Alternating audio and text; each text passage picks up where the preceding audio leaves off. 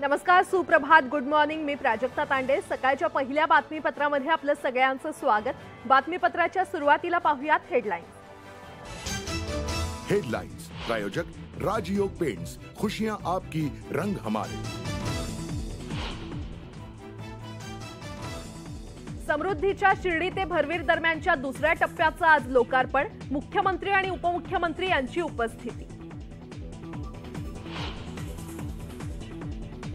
मुख्यमंत्री एकनाथ शिंदे आज दिल्ली दौऱ्यावर. शनिवारी होणाऱ्या नीती आयोगाच्या बैठकीला राहणार उपस्थित.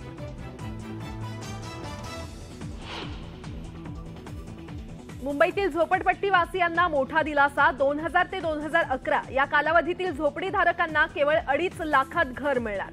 फडणवीसांची घोषणा.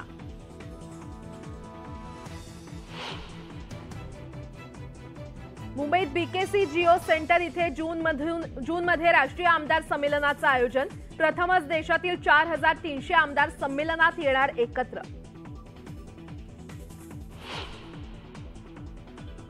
$400 चोरला एमपीएससीचा डेटा. हॉल तिकीट लीक करणारा सायबर पोलिसांकडून गजाआड.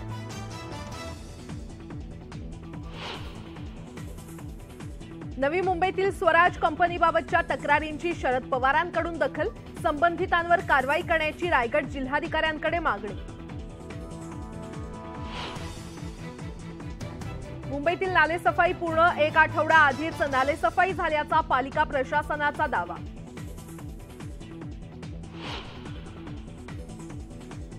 ऑनलाईन गेमिंग कंपन्यांना ईडीचा दणका. मुंबईसह 25 ठिकाणी छापेमारी.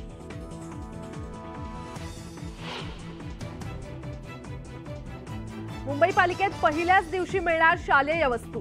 पालिका प्रशासनाकडून योग्य नियोजन. मुंबईतल्या दादर, माटुंगा आणि प्रभादेवीत उद्या पाणी पुरवठा बंद. दुरुस्ती कामामुळे पाणी पुरवठ्यावर परिणाम.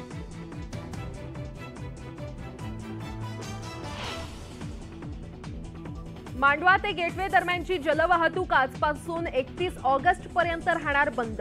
रोरो बोट सेवा सुरू राहणार असल्यानं प्रवाशांना काहीसा दिलासा.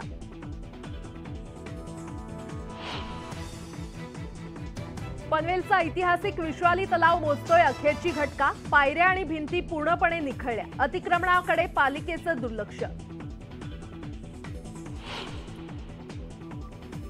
देहू, आळंदी ते पंढरपूर पालखी मार्गावर ऊन आणि उष्माघाताचं टेन्शन. वारकऱ्यांसाठी ठिकठिकाणी तंबू आणि मंडप उभारून सावलीची सोय करण्याच्या सूचना.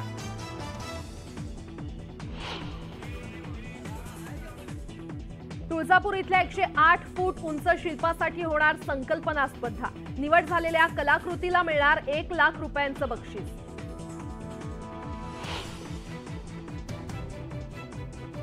क्रॉफर्ड मार्केटचा होणार मॉल. पुनर्विकासाचं काम अंतिम टप्प्यात. पुढच्या वर्षी खुलं होणार.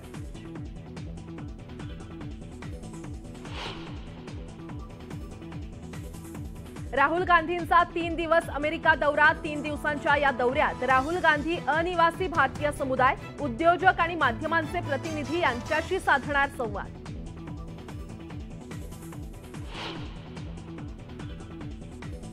MiG-29K विमानाचं INS विक्रांतवर रात्रीच्या वेळी यशस्वी लँडिंग. नौदलाची ऐतिहासिक कामगिरी. पाकिस्तान चीनला आता समुद्रातही धडकी भरणार.